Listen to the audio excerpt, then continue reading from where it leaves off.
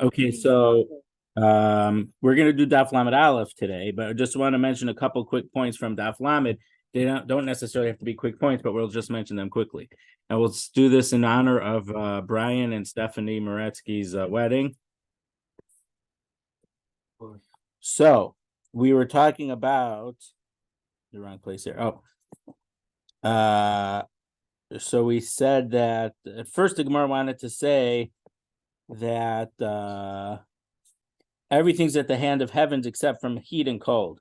And then in the end, the Gemara flipped it and said that heat and cold are not from the heavens. You can decide to, well, if it's cold, you can wear more layers. If it's hot, you could stay inside. Today, it's not just hot, but because of the Canadian wildfires and it's the smoke, so you could stay inside. Tosos in some places point out if someone's traveling, then they're stuck. There's nothing they can do about it. That's true. If they're on the road, you can't. In those days, if you're in the middle of the desert, there's nowhere for you to stop to seek relief from the heat or from the sun. But then I thought of Yonah. Remember when Yonah, after Nineveh did tshuva, Yonah was very depressed. And so Hashem, and he wanted to die, it was hot, and Hashem made a kikayon, some type of viney, shady vegetation grow, and it provided him shade, and he was extremely in a good mood when he had all that shade. And then the next day Hashem had to die overnight, and then Yonah said, I want to die because the kikayon, this vine which was giving me shade, died. And Hashem said, did that vine dying make you so, really it upset you so much you want to die? He said, yes. He says, so what do you think about Nineveh, who I don't want them to do tshuva. If they wouldn't have done tshuva, I would have to destroy them. You didn't do anything about the kikayon, and you want to die when the kikayon dies. You think I want Nineveh to be destroyed? I made Nineveh, Hashem said. So whatever, that was the case. Obviously, it was an exceptional case where Hashem gave him protection from the sun. Whatever. So in that, Tosos makes an interesting thing that's related to global warming.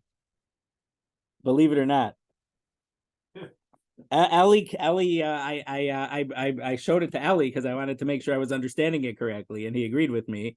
Did you see the sun yesterday late afternoon? I think so, yeah. Wow, it's like absolutely. First of all, it was really cold yesterday. And yeah. A lot of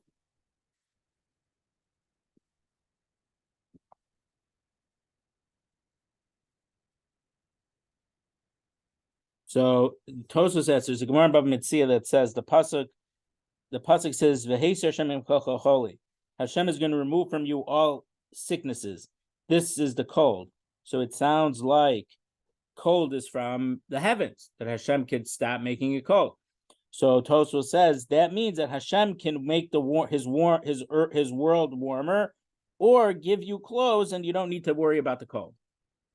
So what Tosos is saying is that the climate could get warmer because Hashem chooses to make it warming. It's not man-made global warming. Right. It's not man-made global warming. It's God decided to make the. And about 15 years ago, the distinguished professor Charles F. Schmidt, who at Northeastern taught the geography, but in other places taught physics, other places taught economics. So he found a paper like 15 years ago. He showed us, it said that if the world is really getting warmer, that's going to save millions of people from starvation, because in places where they don't usually have a long enough season to grow good crops, if it's a few degrees warmer, it'll be frozen less, and they'll be able to grow wheat or grains so people won't starve.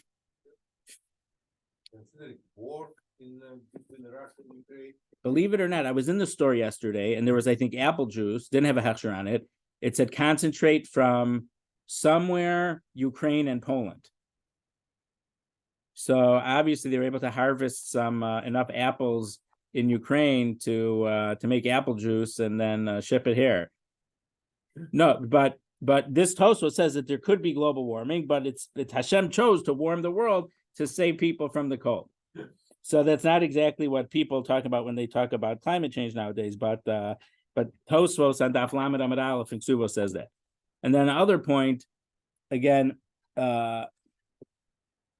so we mentioned last week that I mentioned I have a lot of trouble with the Baal Shem Tov's explanation that a leaf doesn't fall off a tree without Hashem wanting it to happen. So let me just say it a little bit more clear. If there's a thing of something called hashgacha pratis, specific supervision. Hashgacha pratis means specific, meaning over a specific person. So it's only in regard to humans, or maybe only Jews, but it's not against all species. For example, okay, obviously there could be a spectrum of way that people that Rishonim understand it. But let's say I think the Ramban or the Rambam, I don't remember exactly who. We read it it's in Parshas Emor, and we read it on Sukkos and on Pesach. There's a halacha that you're not allowed to you can't shecht an animal, a mother and its baby animal on the same day, because it's unusually cruel. So in regard to that, in the mitzvah of the Gemara says in Brachos, if someone is chazan and says, Hashem, show mercy on this little bird, you yank him down. You don't let him continue to be chazan. So there's an element that for people you have to be, each human life is important, but each animal life is not important. So the Ramban, I think it is, but it might be the Rambam nor Nevuchim, they mention that we don't have to we don't have to worry about to save this animal's life or this tree's life, but we're not allowed to do something that would cause any species to become extinct. So I think the Rambam says that by killing the mother and its kid on the same day of an animal makes it look like you're trying to wipe out the species. So that's not a good thing. You don't have to save any particular animal, but you don't want the species to become extinct. So there's no element of hashgacha pratis even on animals, and certainly not on vegetative life, because again, there's domem, there's inanimate life, there's plant life, which is higher than inanimate, there's animal life, which is higher level than vegetative life, and then there's human life, which is a higher level than so for the Baal Shem Tov to say that there's like hashgacha pratis on every leaf, I can't understand it in the sense that it makes sense, in the way that it would make sense. There's a famous interesting medrash that Rabbi Tatz it's not over here. Rabbi Tatz has been Living Inspired. We have the Spanish one here, but I don't know where the English one is. Living Inspired. So he quotes a medrash that says about 4 kings of Yehuda. David HaMelech fought and beat his enemies and then praised Hashem. A different one, davened and then beat the enemies, and then the third one said, I'm not even going to daven, but I'm going to sing a song, and then Hashem had to beat his enemies. Then another one said, all I'm going to do, I'm going to take a nap, and then when he woke up from the nap, Hashem had made a miracle, and the enemies ran away. Just hold the thought. Let me just say this medrash. So what Rabbi Tatz said, there's more than one way to explain the medrash, but what he says is very true. He says there's different levels of understanding what happens in the world. David HaMelech was able to do things, and he was strong enough, and his army was powerful enough to win the war. But he was great enough to see that he was only capable of being the war. Hashem was with him when he beat his enemies. The other king, if he would have had a strong army, he would have said it was me who did it. But the fact that he davened to Hashem, that's what made him, feel that Hashem was with him. Basically, it was just different levels of how much do you have to do, and then think that you did it all. And so the last king, all he did was he went to sleep, and then Hashem made the enemy. If he would have davened, he would have said, "My prayer made me beat the Assyrian army." If he would have davened, he would have said it was my davening that caused me to win. Therefore, he didn't even daven. Therefore, he was able to attribute the miracle, the victory, to Hashem. So it's different people's perception on how much Hashem is intertwined with the world, or some people don't see that at all. And he says that there's 4 levels, and it uses this medrash as an example of the 4 levels. So for someone to see that nature is Hashem, to see the leaf coming off and saying Hashem made nature run things for him, but Hashem is the one who made nature. So for someone to say that and said that the leaf came down because Hashem wanted it, I cannot, me personally, I don't understand how I'm saying Hashem wanted that leaf to fall off. I don't think that that's true. But someone to say Hashem made nature and that nature caused that tree that leaf to fall off the tree, that could be understood, but I don't think that's what the Baal Shem Tov, that's not what people say from the Baal Shem Tov. So I just want to say that Hashem made nature and nature made the leaf fall off. So that's true. From that, it came from Hashem. But to say that Hashem has hashgacha pratis on each and every leaf is not, I don't understand that at all. And some Rishonim, let's say the Rabbi, the Rabbi says that greater people have more supervision. It's not to say that some people have none, but it's possible that some Rishonim hold that even some people don't have any hashgacha pratis. There's no personal supervision over them, so, but that's not a topic, but we mentioned, so then the Ramban, there's a Ramban, I was looking around, there's a Ramban in Parshas Lech Lecha by the Bris Bein Abasarim, where he talks about very important stuff about this, and basically he's saying, if someone had a decree that because he discusses a Rambam, and he gives his answer about free will and punishment. If Hashem decreed, and that's in the Bris Bein Abasarim, Hashem decreed that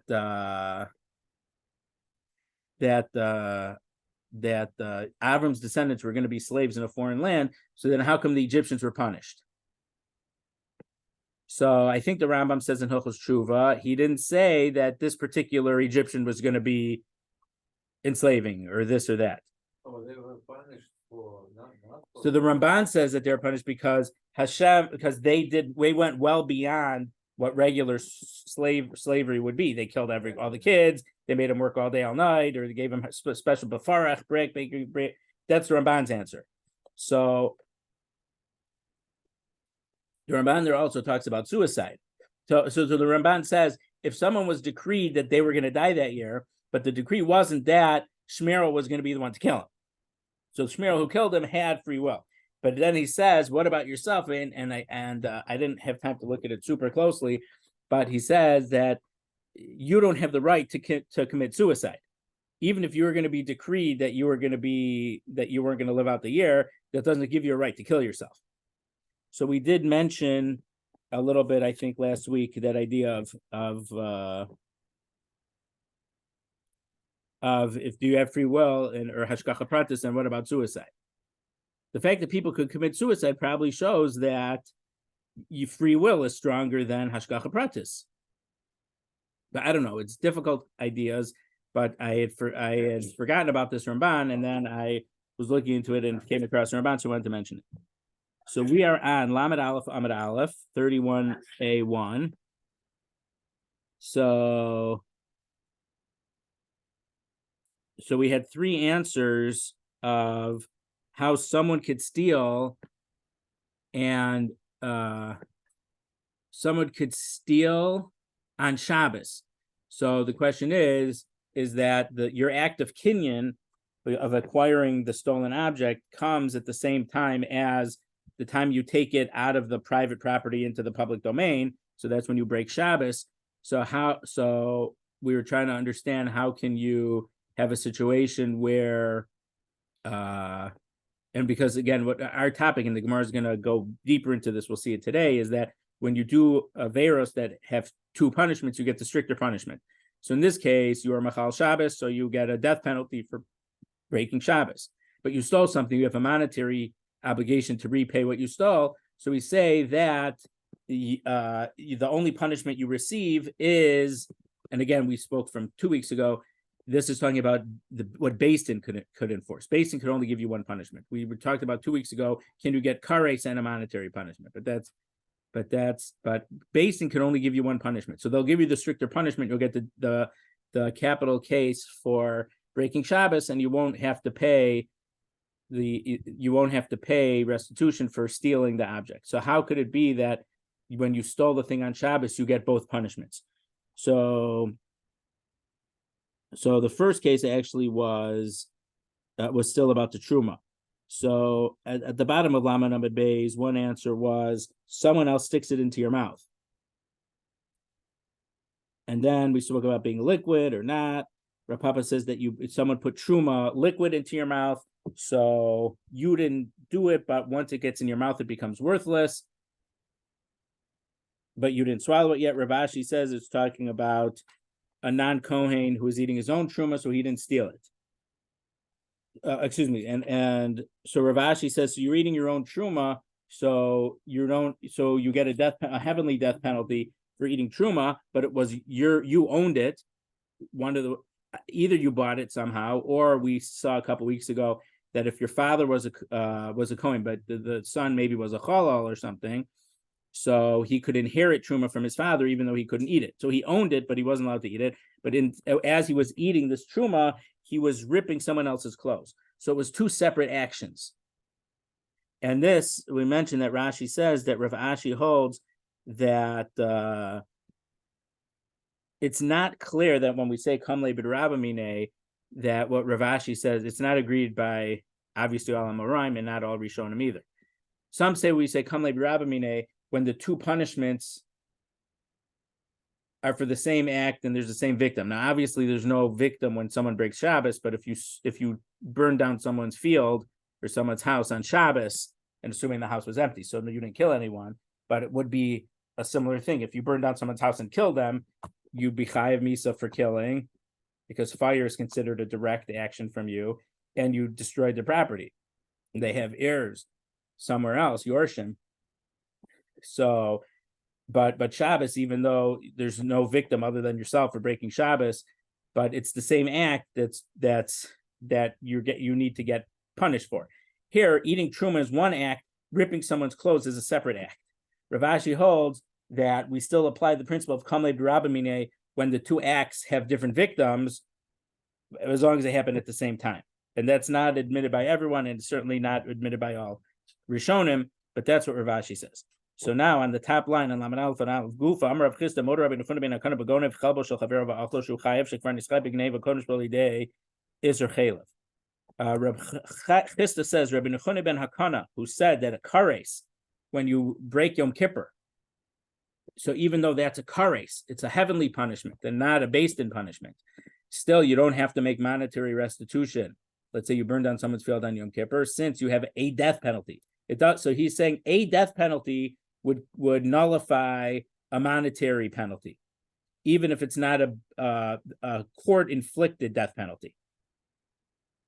So Rabbi Chuna ben Hakana would agree that if you stole chalev, now chalev is from a certain type of fat, you stole this fat from his animal and you ate it, you have to pay him back for stealing this chalev. Obviously, he couldn't eat it, but maybe you could sell it to a goy or something, because he was obligated to make restitution for the theft before he got the death penalty for eating the chalev. Because first he stole it, then he ate it. Lema pleader of Avin. So let's say that Rav Chisda argues on Rav Avin. The Am Rav Avin hazorek chetz mitchilas arba lasof arba v'kari shirayin balicha so pater. If you shot an arrow, so a halacha is that on Shabbos, in order to carry in violation of the Torah law, you have to uproot the object, and then you have to place it down. So if you want to carry something, you have to pick it up off the ground, move 4 amos, and then put it down. Akira and Hanacha, or at least in some cases Akira, and then once you keep going, it's considered placed, it's in practice, whatever. So you shot it, and within the 4 amos, which is about 6 feet. So that's meaning if you carry it less than 4 feet, you're not chayev. You Chachamim say you're not allowed to do it, but to carry on Shabbos, Torah level, you have to uproot it, pick it up, walk 4 amos, and then put it down. So if you shot an arrow, it's considered as if you're starting it here and then it's travel. So it's from your strength that it's traveling. So within the 4 amos, its first 4 amos, it ripped through something.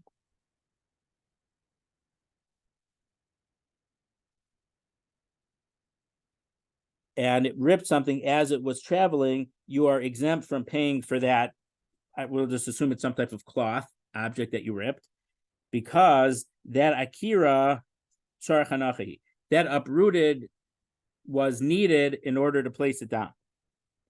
So meaning, for it to travel the 4 amos, you don't break Shabbos without it traveling 4 amos. So it caused the damage in the process of you uprooting it. Rashi says, even though the monetary obligation was before you had put it down, or before it came to rest, you are exempt from having to pay, since between uprooting the object and putting it down, the obligation of death penalty for breaking Shabbos and the restitution for damaging someone else's cloth come at the same time, because this uprooting is for the need of placing it down, and from that time the melacha began. So basically, this is idea that there's a process of the melacha happening. So when the damage happened in the process of the melacha happening, that's considered.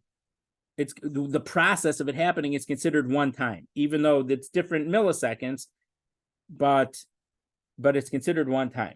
So from the fact that Rav Avin said that you're exempt from that case, when the guy stole the chaylev and put it in his mouth, didn't he take the chaylev to be the process of eating it? So that's the Gemara's question.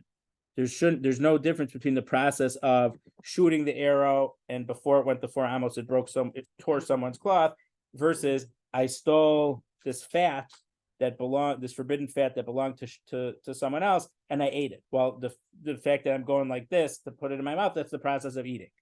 So that's the Gemara's question. Is that such a strong question? Doesn't seem like such a strong question. Lifting up the fat is the process of eating it. So Hachiyash, the Gemara says, no. What do you mean? In regard to Shabbos, it can't come to rest if it never was uprooted from its state of rest at the beginning.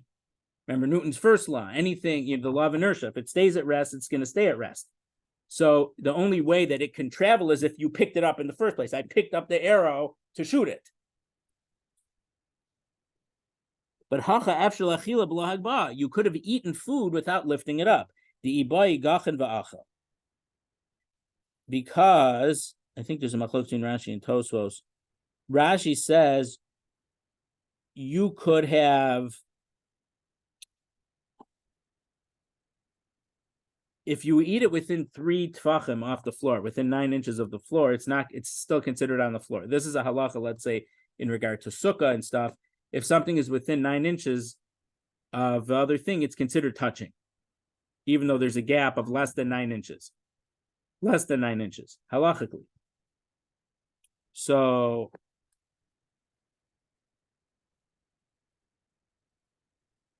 Rashi says you could have picked it up and not lifted it above 9 inches off the floor, so it never got lifted up. So for Shabbos, you never really acquired it, because to acquire something for most non-movable things, or many non-movable things, you have to pick it up. But because it never got picked up that high off the floor, it would never, the act of acquiring it, so by stealing, I mean, you're not just allowed to pick something up from someone and it becomes yours. But an act of stealing, you remove it from his property and this and that. So it doesn't necessarily, it becomes yours in regard to the fact that if it gets damaged, well, you already have to make restitution. But if I take Jeff's glasses and I pick them up, it doesn't make them my glasses. It does nothing. Well, what am I supposed to pick up your shirt? You're wearing your shirt. It's easy to pick up glasses. That's the only reason I mentioned glasses. No, take glasses. Right. Rabbeinu Tam didn't like that answer. And no, not Rabbeinu Tam. The Re in Tosfos didn't think it, didn't understand. So he gives an interesting explanation. He says,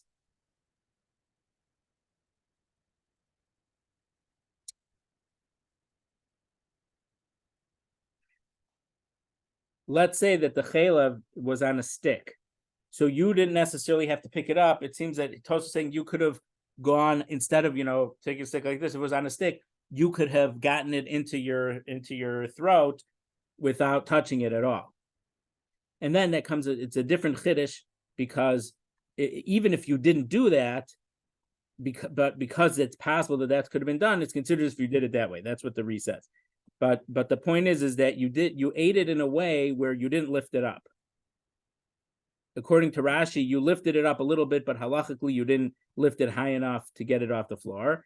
And according to the Re and Tosfos, if it was on a stick, you could have eaten it without picking it up at all because it was on a stick, and you put your mouth, I guess, onto the food, which is on the stick. Now, this is just as a side point. I think that I heard from Rav Wilson when I was there in Israel, that he mentioned, I don't know if it was from his father-in-law told him, or he heard from his other, but some of the mirror students, I think when they were in Shanghai, and they had to have their papers on them, even on Shabbos, so I think they put it in their sock, based on this Rashi, I think it was. Because if it didn't go above 3 tvachim, it wasn't considered that you uprooted it. So because there was a need that if you're a foreigner was, even though they had visas to be there, but if the police could say, show me your papers right now, you'd have to show them. So if they would go outside on Shabbos, they kept it in their sock, so it was within 9 inches of the ground. So it wasn't considered as if it was being uprooted for Shabbos.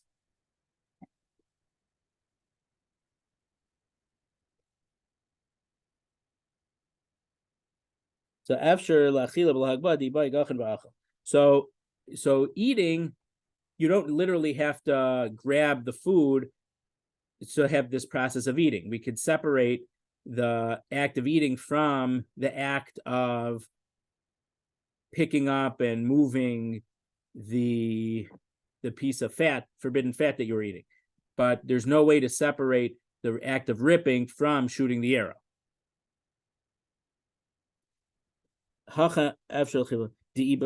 Inami, another, this is the last paragraph on 31A1. Inami hasami boy lahadre la matzi mahaderla. If you would have wanted to, you shot the arrow. Let's say you say, Mulligan, I want to unshoot that arrow. Can you unshoot an arrow? No. But if you took the fat to eat it, can you change your mind and decide not to eat it? Yes. You picked it up, you're holding it, but if you didn't put it in your mouth yet, you don't have to eat it. So that act, they're two separate acts. The act of picking up the chaylev and actually eating it. But shooting the arrow and ripping the clothes, once you shoot the arrow, it's an irreversible action. Therefore, that the process of shooting the arrow, you rip the thing, that's considered happening at the same time. But picking up the chaylev to eat it, even if you do it in one swoop, one movement of your hand, it's considered two separate objects, because you can change your mind not to eat the chaylev even though you picked it up. So as we turn to 31A2, what's the difference between these two answers about not lifting it up, or you can change your mind on eating the chaylev once you picked it up, but you can't change your mind once you shoot the arrow? If you're carrying a knife or a sword in the public domain, and you tore someone's clothes as you were walking, According to the first answer, that you're not able to put something at rest if you hadn't uprooted it, that applies for this knife also, because let's say it was on Shabbos, you were carrying the knife and ripping things in.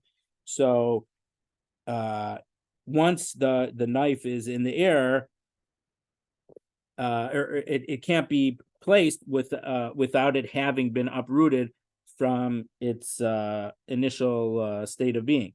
But if you could change your mind, you could. So even though you picked up this knife on Shabbos and you were the angle that you were holding it, you were going to rip something, but you could change the angle. So carrying a knife on Shabbos, it's reversible, unlike the shooting an arrow. But in regard to the fact that you can't put something down to rest if you hadn't picked it up in the first place, you had to have picked up this sword or this knife to begin with. So, knife as a weapon or just knife? Either way, but you pick it up on Shabbos, and as you're holding it, you can rip someone. I mean, the Mishnah didn't mean this because we're not going to have non-Jewish storekeepers, but they have clothes out on the sidewalk, and you slash the clothes as you're walking by, or just say they have an awning over their store, so you have this knife and you slash that awning as you're going by.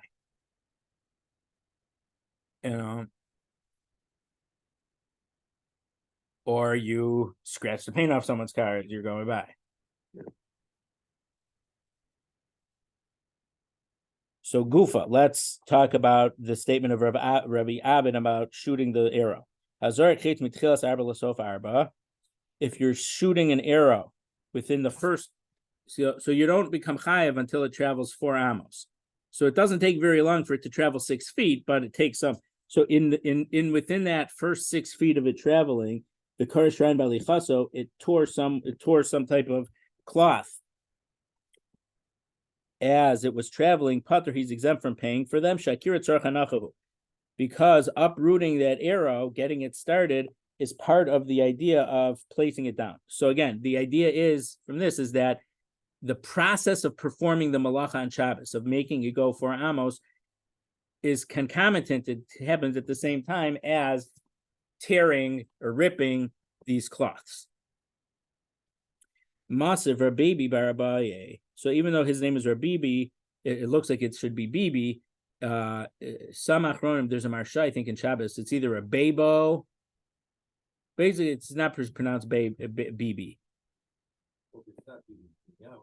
No, it's certainly not him. So Rabbeinu Barabai asked a question on this halacha. Hagonev kis b'Shabbos.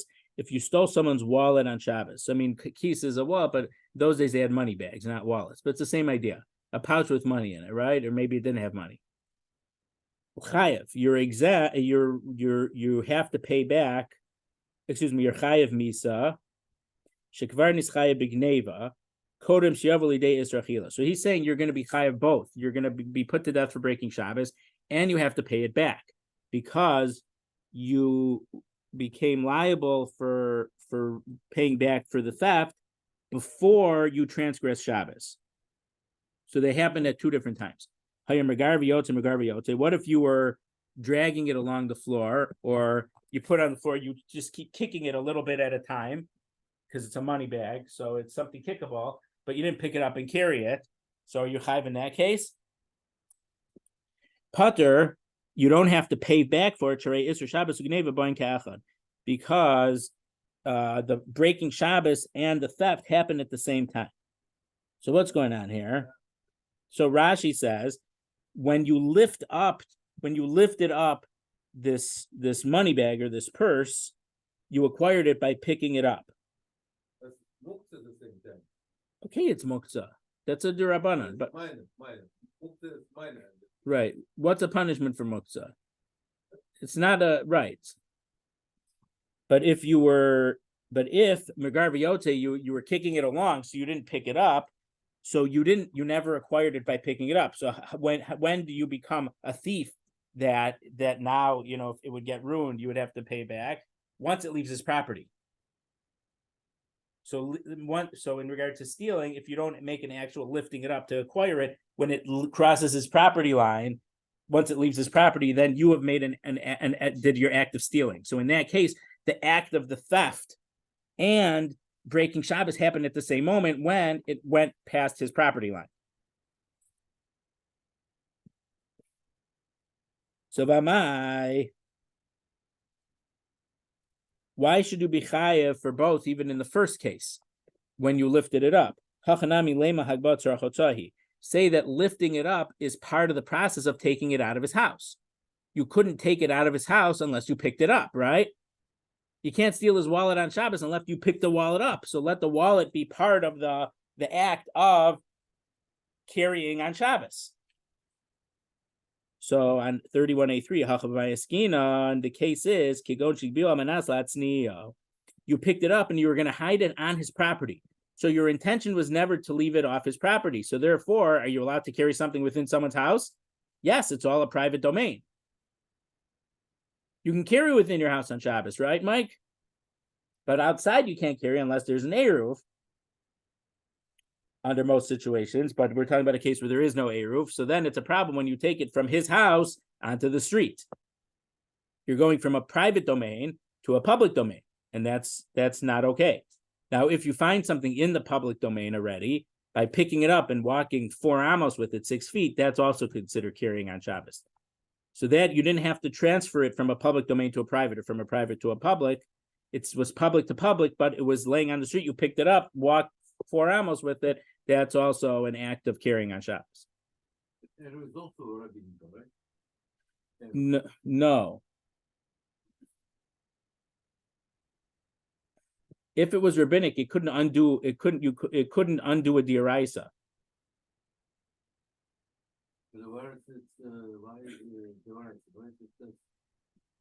The whole idea of Eruv.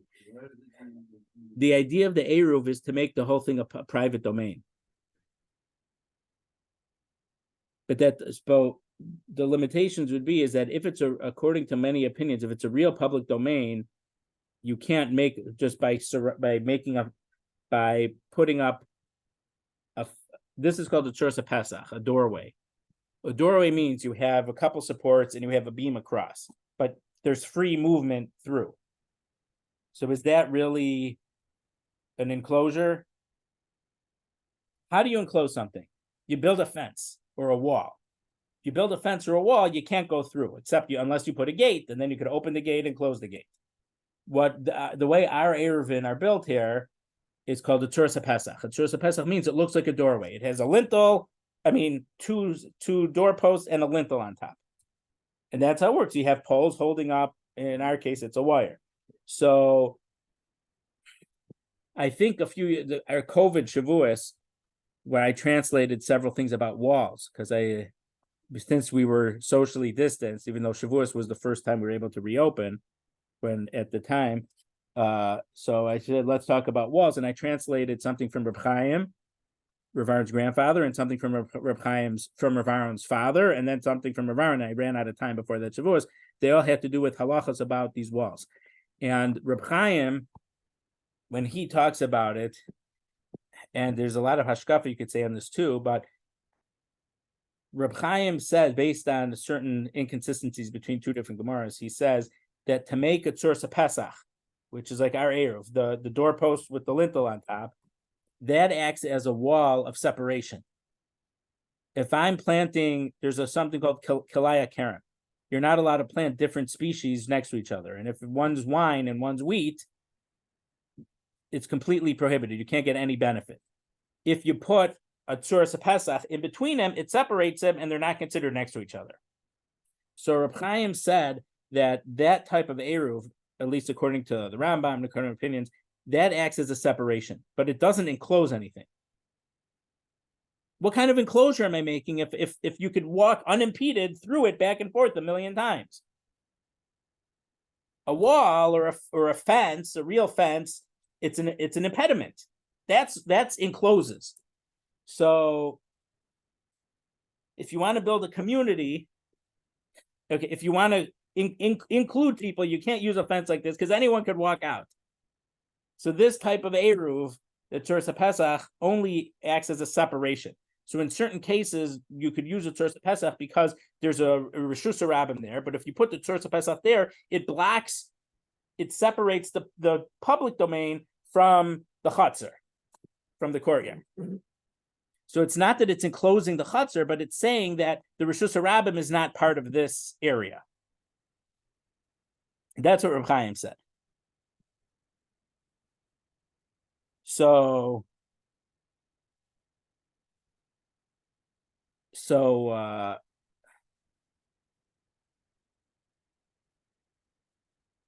if there's then the question is, what's a real Reshus Rabbim?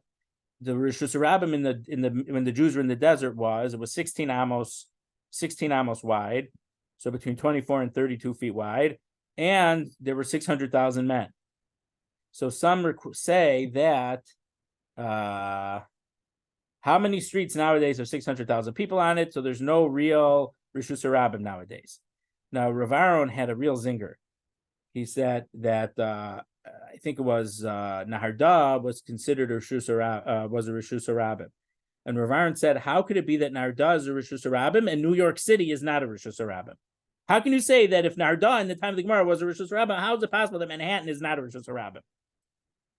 For Rav Aaron to put that in writing, which he did in 1997, I think it was I think a very sharp thing for him to write.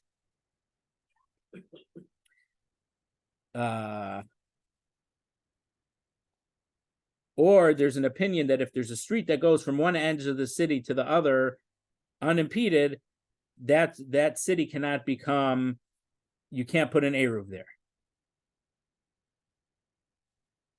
And Chicago has something called Western Avenue.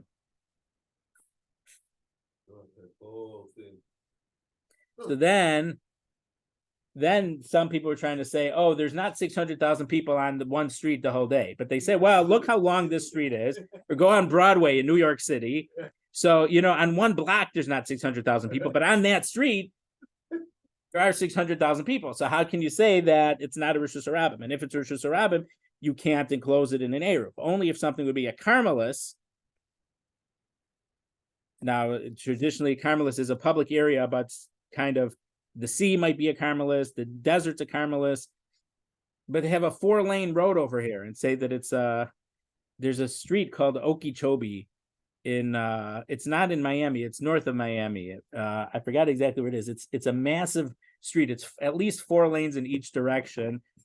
And Rabbi Margolis, Zechron Livracha, used to live in a village that was on the street, but I forgot the exact details. Someone told me, it may have been Eli, or maybe it was from Rabbi Margolis himself, that because it's obviously for the people in the retirement community, it takes a long time to cross 8 lanes. And how can you make an eruv? How can you say that an 8-lane road, it's certainly more than 16 amos wide. It's more than 32 feet wide, whatever. But we're getting off topic here a little bit. But if eruv wouldn't, the idea of being able to have so let's say Yerushalayim, an enclosed city, Yericho, but there weren't Jews in Yericho at the time because then when the Jews came in, they knocked down the walls or they blew the shofar and the walls fell down. I think the Rambam said in Yerushalayim, because they closed the gates every night, it's considered closed, so it's an eruv for Shabbos.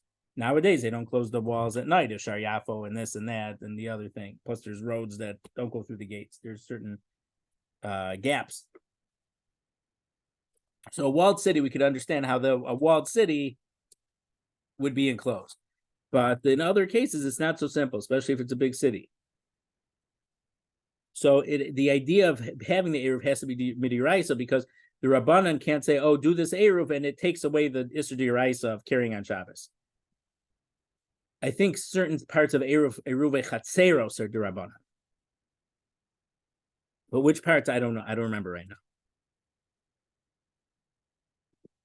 So how come in this case, if you stole the wallet on Shabbos, we don't consider picking it up as part of the act of carrying it away from the house, because you were going to leave it in the house, you were going to hide it somewhere else. So when you picked it up, your intent was not to remove it out of this reshus hayachid. V'nimach alav hotzio, and then you changed your mind, and then you took it out. But in that case, would you be chayev for carrying it outside?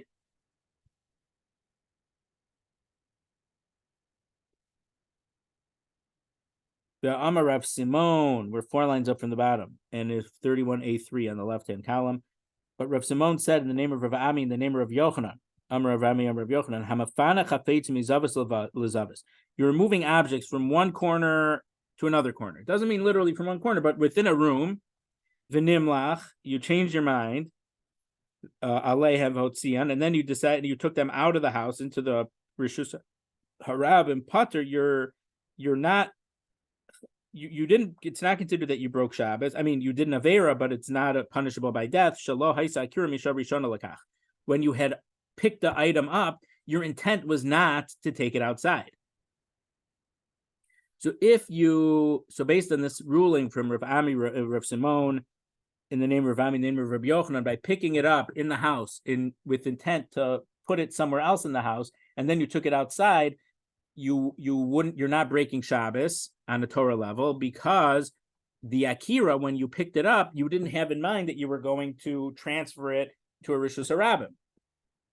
So to answer that you were stealing something, but you were going to leave it within the premises, you wouldn't be chayiv anyway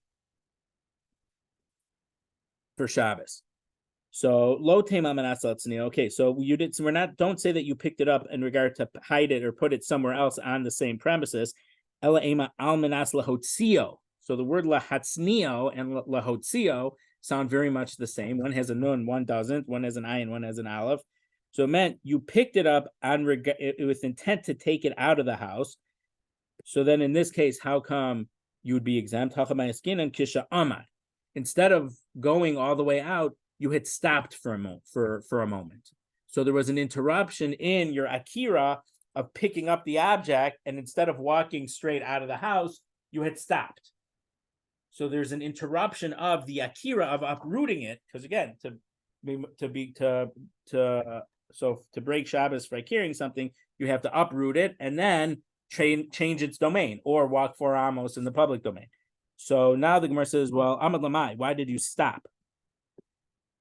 So I mean, Omed means you stood. In this case, it means you stood still. Instead of walking, you stood still. So why did you stop walking? Ila kate, if it was to adjust the load, because the word kasef is a shoulder. Orchehu.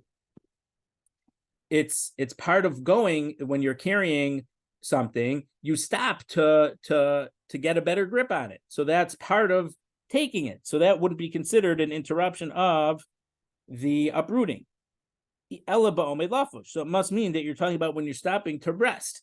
So avala kasef, but if you stop to adjust your load, what's the halacha? So as we turn to Lamed Aleph Amud Beis, pater. It seems that you would be exempt from having to pay it back, because you were carrying it in the act. You were stealing. The act of stealing took place in the same time as the process of breaking Shabbos. Adatani hayi megar v'yotze pater. But we said a few lines above, if you were dragging it on the floor, so you never picked it up, you're exempt from having to pay it back, because breaking Shabbos and doing the act of theft happen at the same moment. Once it crosses the threshold of the person's property into the public domain, nifluk v'nisi b'dida. The Gemara should mention both cases together. Nifluk means split it up, but it means mention the two possibilities and list it as one case. When do you have to pay? When are you chayev to pay back because the act of stealing and the act of breaking Shabbos came at different times? That's when he stopped before he left the house, that's when he stopped to rest. Avalakatev pater. But if you'd stopped to adjust the stuff that you were carrying, you're exempt. And the fact that there's two completely different cases makes it sound like stopping to rest or adjusting the load, it shouldn't make a difference. It's not changing the act of stealing. So Ella Hamani. So who's the author or the opinion of this brisa? Ben Azai. This is the opinion of Ben Azai. The Amar Mahalach Omedami. That Ben Azai holds that walking is the same status as standing. So what does this mean? So Rashi says, every step you take is its own uprooting. And then meaning every time you lift one leg, you're uprooting it. And then when you put the leg down, it's a new placing. And so Ben Azai holds from the time you lift it up, you acquired the object, and you're chayav misav with your final step. Meaning, if you pick something up and then take steps, we would assume that's one act of walking. Ben Azai holds no. Each step, each time you lift up your foot, that's a new uprooting. You put the foot down, that's putting it at rest. You uproot this leg, put it down. There's an uprooting and rest. So according to Ben Azai, the act of stealing always has to take place, but there is no process of breaking Shabbos because each step is its own uprooting. So every step is breaking Shabbos? No, because you don't have 4 amos in one fell swoop. So it wouldn't. So there's no. So first of all, there's no process of breaking Shabbos, and then the Shabbos wouldn't be broken until you actually cross the threshold of the private property into the public domain.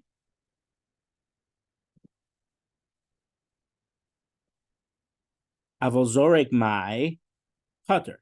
But if you would have thrown it, what would Ben Azai hold about throwing? Whether you're shooting an arrow or you're throwing something, Ben Azai wouldn't. That wouldn't be any different.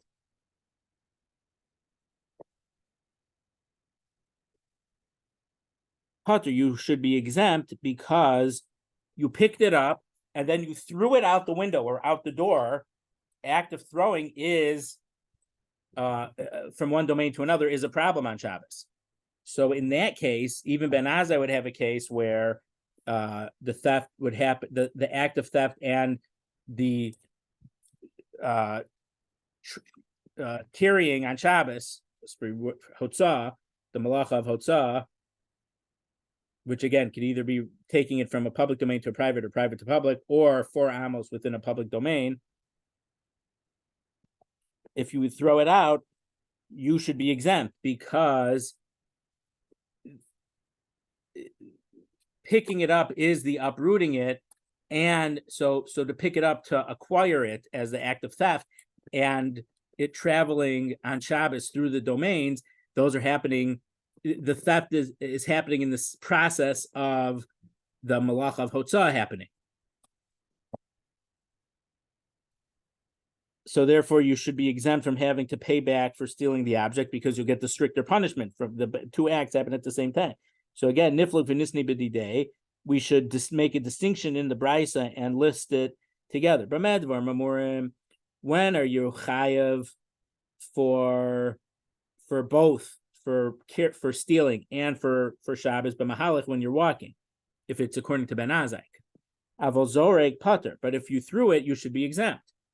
And because the brisa doesn't say zorek, we can't give such an explanation. It should have had to have been explicitly mentioned by the Mishnah or by the brisa. So the Gemara says, Megar v'yotzi itzuchile, because the Gemara needed to mention the case of dragging it on the ground. So it's true, it should have listed it, but it felt that the case of dragging it had to be mentioned explicitly. Therefore, you only mentioned that case of dragging it on the ground. I might think that it's not the normal way of taking something from one domain to another by dragging it, or by dragging this type of an object. Some types of object, it is to move a ball. You probably, well, a soccer ball or a volleyball or a basketball, even though you're not supposed to kick the basketball, but rolling a ball on the floor is a normal way of moving it. It's not the normal way of moving a money purse.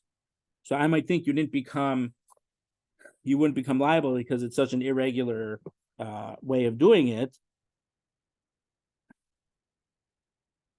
So breaking Shabbos in a very unusual way wouldn't be. So, for example, if two people carry something, they're exempt. And that's a case when it's something that's very light and each of them could have carried it by itself. So when you do it in that unusual manner that two people are carrying this book together, it's not the heavy book, I'm carrying it like this and someone else is carrying it like this. So you're doing the melacha in an irregular way. So you're exempt. Not because you didn't do anything wrong. It's just you did it in an irregular way, so you're not chayav. But if you had a 50-pound something or a bookcase and one person's holding one end and one person holding the other, that's the normal way of carrying a bookcase on Shabbos, so you would be chayav. So if someone tells you, if two people carry something outside on Shabbos, you don't get punished for it. That's only if you're doing it in an unusual way to have two people carry that object. If the normal way is to have two people carry the object, that's the normal way of carrying it, then you're chayav. So here we're saying it's a similar logic. By rolling the object out, you're not breaking Shabbos in a normal way. So you'd have to pay for stealing the wallet because you'd be exempt for Shabbos because Shabbos is unusual. That's what I might have think. To kick the wallet out of the wall, out of the house, it's so unusual. I wouldn't be breaking Shabbos by dragging a money purse on the ground. Who drags a money purse? You pick it up and hold it up. So Kamash Malan, that no, you're still it's still considered carrying on Shabbos or hotzaah on Shabbos to take it out in a dragging way. So therefore, it listed that's a more innovative thing that I wouldn't have thought of myself. I would have thought it was an exception. So it didn't mention the difference between throwing and standing, but it talked about dragging the money purse out. Uvemai, what kind of money purse are we talking about? If it's a very big purse, or that's what I just said. If it's the normal way if it's such a big thing, it's a trunk, you always have to drag it because it's heavy and it doesn't fit in your pocket. So obviously that's the normal way of doing it. So you'd be chayav for breaking Shabbos by carrying it that way. If it's little, lav or then it's an unusual way. And then I might think, and then if it's small, it's a very unusual way to drag the thing. So there's no way you should be liable for Shabbos for carrying for moving it from one domain to another in such an unusual way. So Elba Mitzi, no. So it must be that it's talking about that it's a medium-sized purse, that sometimes some people would drag it, some people would hold it. But if it's a small thing that no one would ever drag it, you couldn't be chayav for breaking Shabbos by dragging such a small thing. So it must be that it's middle-sized, and sometimes some people would drag it and some people don't. Uda afge lehecha, and where did he take it? If he took it from the private person's house into the public domain, Isser Shabbos Iker Isser Geneva Leka. There is he broke Shabbos, but he didn't steal it. So what does it mean he didn't steal it? Rashi is saying that because normally the way to acquire this object would be to pick it up, but dragging something, or Mashicha, sometimes leading an animal that's on a leash, let's say, or a halter, or what do they call it? What a horse is, not when you're riding the horse, but sometimes you take the reins and you're walking in front of it. So acquiring a money purse or a wallet by dragging something is not the way that you would acquire something. So Rashi says that this opinion would be we're assuming right now that to drag this object without lifting it up, you would not acquire it in a Rishus Harabim. You could acquire it in a private place, but in a Rishus Harabim, you would actually have to pick it up in order to acquire it, to do the act of acquisition.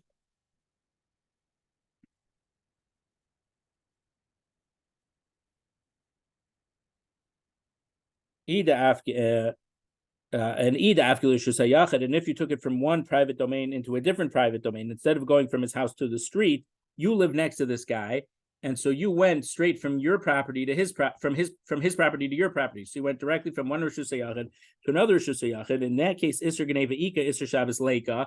You definitely stole it because you took it out of his domain, but you didn't break Shabbos to go from one private domain to a different private domain. So how could we have thought that you might be chayav for both, but because of kamle b'rabmine, you'd only have to get punished for Shabbos and not for stealing? So the Gemara says, lo tzricha ta'avdu tzid rishus harabim, because you took it into the sides of the rishus harabim. So we saw 4 weeks ago or something, I think, that tzid rishus harabim. So people didn't go there, so it's not really part of the rishus harabim. But sometimes people would have wide loads, and it might, go over there.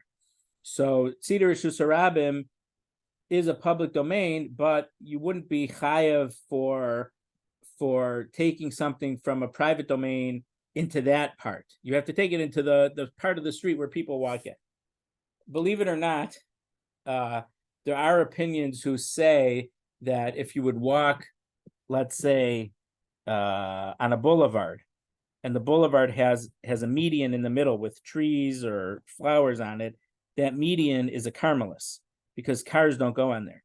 And then so some say, even contemporary or recent last generation poskim talk about the double yellow lines. Since no cars go over those double yellow lines, they happen to be a carmelis.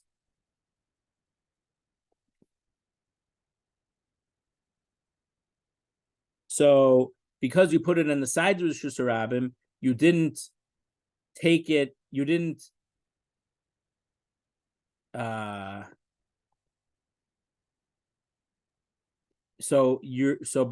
because it's in the edge of the Rishus Harabim, by dragging it, that is considered an act of acquisition.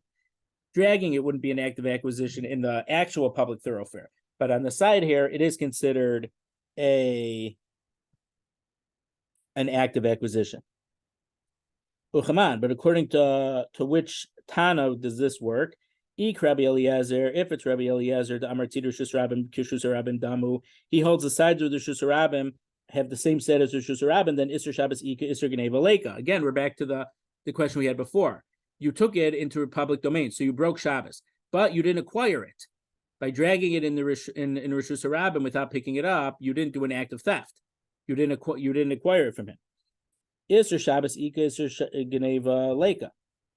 The Ikra, but and if it's like your Rabbanu Argan, Rabbi Eliezer, Damer Tzidar Rishus Harabim, Lav Kishus Harabim Damu, Isser Geneva Ika, Isser Shabbos Leika.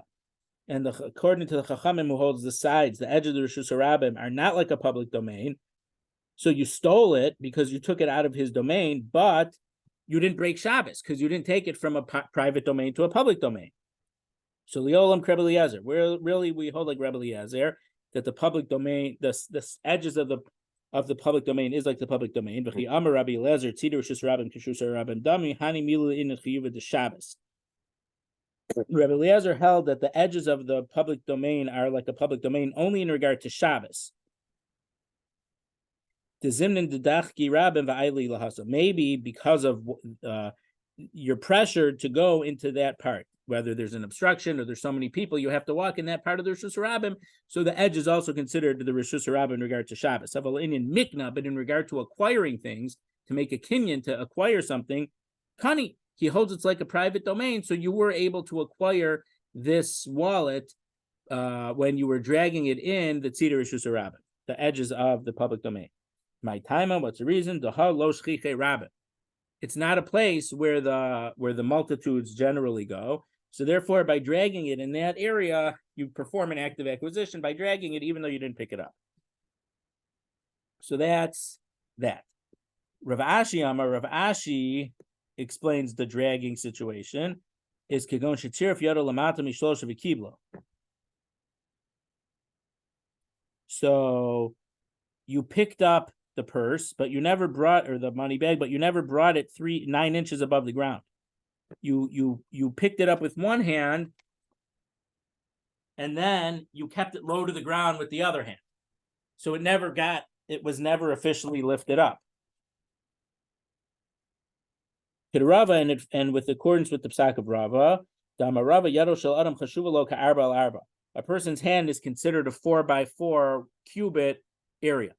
Now, what does that mean? There's a thing, 4x4 tvachim.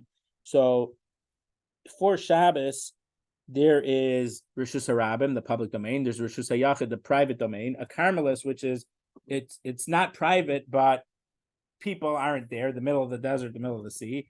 And then there's a Makom P'tur, an exempt spot. There's a small.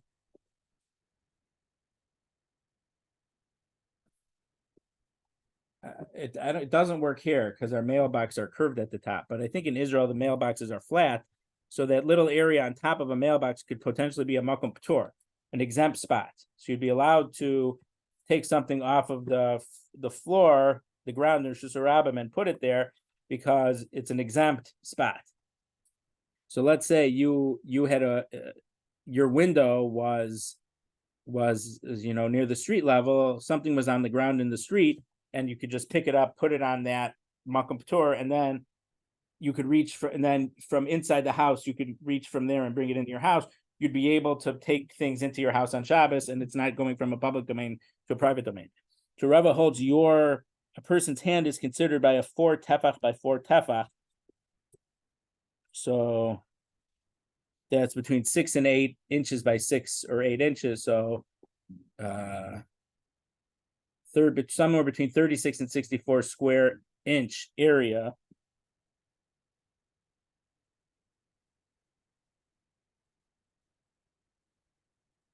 So therefore, when you picked it up with one hand and put it down in the other hand, even though that hand was low, you had an akira, you had it uprooted, and putting it in your other hand is a hanacha, is considered placing it. Now we're on 31b3. Let's just finish this. I know we're going a little bit over here.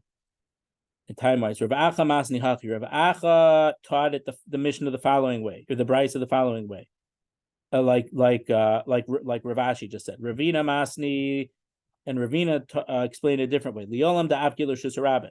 So you stole the money bag and you brought it into a public domain of Rishus Harabim Nami Kana, but he holds, in distinction to the Havamina that felt dragging is not.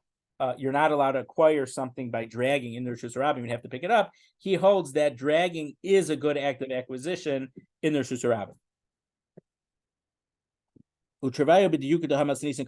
And both of these opinions are arguing on the following Mishnah. Ditnan, because we learned in a Mishnah in Bava Kama,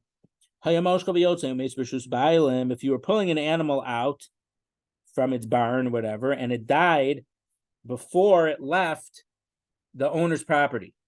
So the thieves never acquired it necessarily. So what's the status? Putter, they're exempt from paying for the dead animal.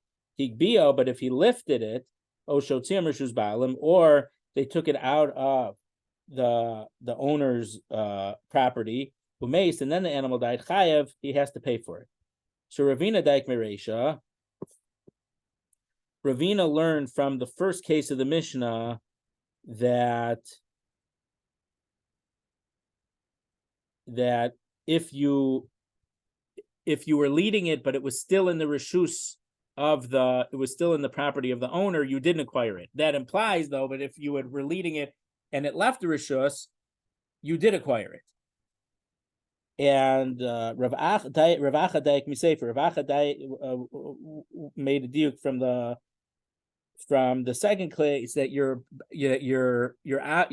obligated to pay for the dead animal because it left the domain of the property of the owner. But if it wouldn't have left the domain of the owner, it's not an active acquisition.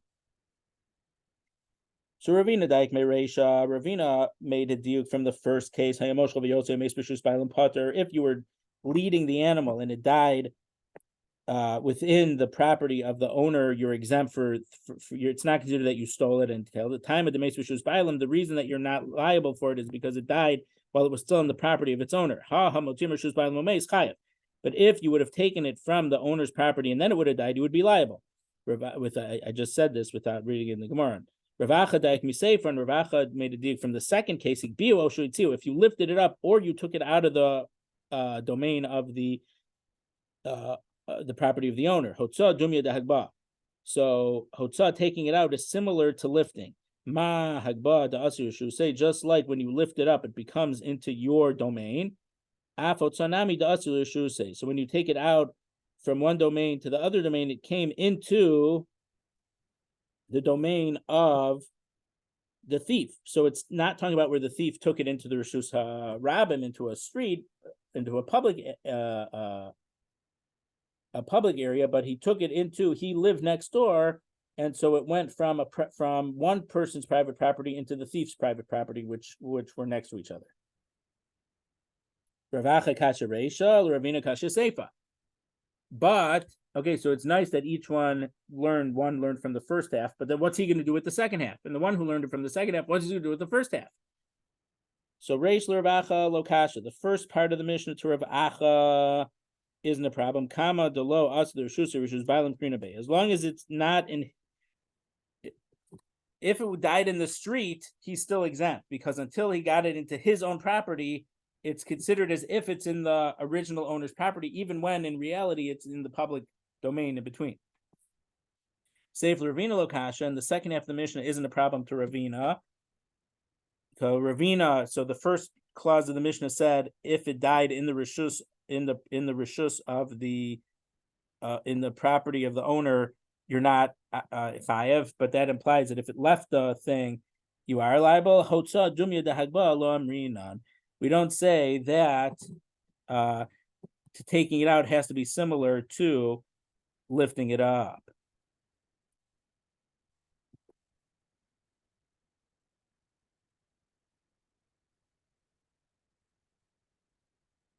So we don't say that it has to go into Rishus HaRabim, even if, it doesn't have to go into his own personal Rishus HaYachid.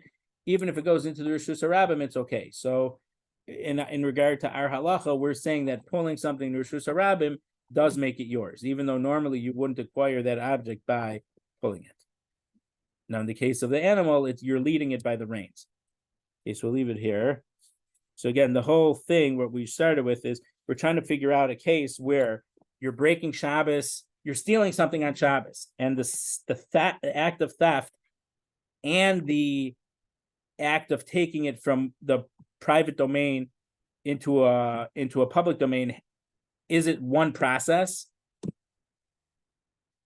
Is the act of stealing done in the process of carrying it out? So can we separate that act of theft from the act of carrying on Shabbos or hotzaah on Shabbos? And therefore, if you could separate them, you would get two punishments for the death penalty for breaking Shabbos and paying it back for the act of theft, or they're considered two separate acts. They happen at different times, and you are chayav for both things because they consider that they were taken at two separate times. That's what we were discussing today.